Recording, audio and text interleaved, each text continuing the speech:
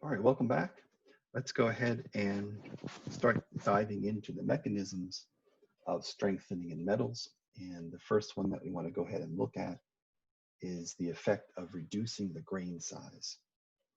Okay, so because macroscopic plastic deformation, permanent deformation, corresponds to the motion of a large number of dislocations, right? We know it's a large number because each of these dislocations is only moving an atomic distance at a time, and we are forming macroscopic deformation on a sample.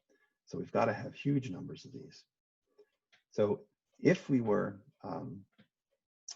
able to do something to hinder the movement of the dislocations, we should have a profound effect on the plastic deformation. So that's kind of what we're going to look at. So again, principle, restricting or hindering dislocation motion makes a material harder and stronger. Okay? In particular, we're talking yield strength. And then all the strengthening mechanisms are going to rest on this main principle. And so the question for you and what you want to focus on in your reading and in your understanding of this chapter is how. Okay, so the simple answer for any of the questions in here related to how does this cause strengthening, the answer would be because we restrict or hinder dislocation motion. Unfortunately, that's not going to be good enough for an exam. I'm going to be asking you, how does it restrict or hinder dislocation motion? Okay. So we want to take a look at polycrystalline material. Now, if we're going to be looking at reducing the grain size, so we've got more than one grain. And what we see in these systems is that the grain boundaries are what hinder the motion of dislocations. And we saw that with that lithium fluoride crystal visually. We saw that they got stuck. And so we might have a slip system active and a dislocation moving along towards a grain boundary. But now when we get to that boundary, those close packed planes in those directions don't line up at all with the original ones. And so this dislocation tends to get stuck. It's very hard to cross slip into a new plane and direction on a new crystal.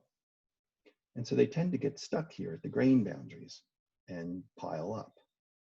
Okay, so this would strengthen a material then if we were to have a whole lot of grain boundaries. So we don't let these dislocations move very far. So in other words, our grains are small. Then we should start increasing more and more yield strength of that polycrystalline material. Okay, so how?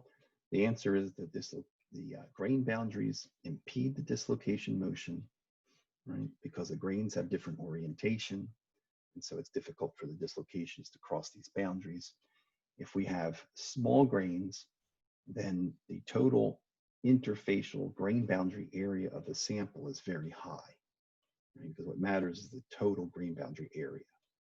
So the smaller our grains, the more area we have of grain boundaries, therefore the more obstacles, and therefore a higher strength material.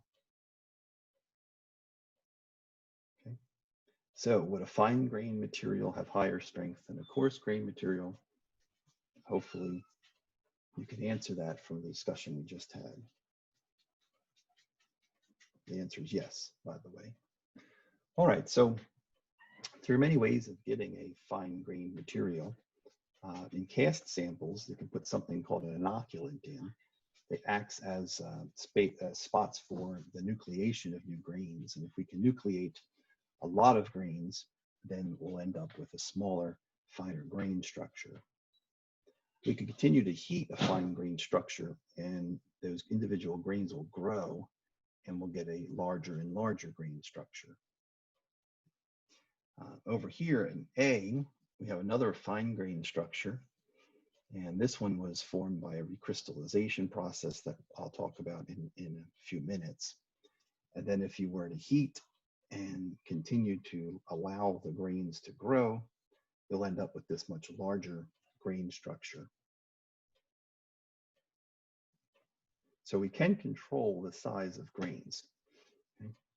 And what we need to know is we need to characterize what that grain size is, right? So we talked about a grain size number before. Well, there's something called the Hall-Petch relation, which has been proven over and over again for many, many systems, that the yield strength of the material can be directly correlated to the diameter of the grains to the -1/2 power. In other words, as the grain diameter drops, the yield strength goes up, right? Fine grain materials have higher strength. And this is the Hall-Petch relation right here, where the sigma 0 and the ky are just fitting parameters. Okay? And then we've got d to the -1/2 power. So inversely related to the square root of the diameter. And so we can tailor now to a specific yield strength simply by changing the grain diameter. And you can see the scale here, 50 megapascals, 200 megapascals. These are significant changes, right? Factor of 4, it's a big change in a property. It's a very important process. So you might be thinking, well, why not just make all the materials small grained and high strength? Now the problem is that as our strength increases, what we will see is that the ductility, say percent elongation, decreases. So yes, we can make the materials very strong, but our cost is a reduction in the ductility. And so that's where we have to be careful, and that's the trade-off in the material design. All right, so next time we'll go ahead and we'll talk about solid solution strengthening.